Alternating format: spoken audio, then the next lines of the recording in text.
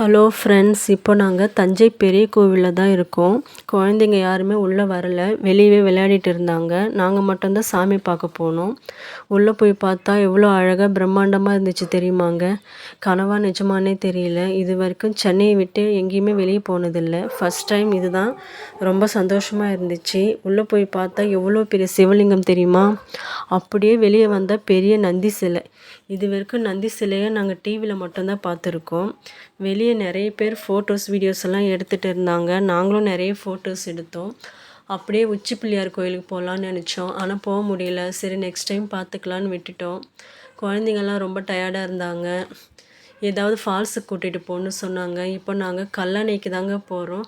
இந்த வீடியோ பிடிச்சிருந்தா லைக் பண்ணுங்கள், சப்ஸ்கிரைப் பண்ணுங்கள். ஓகே, பாய்.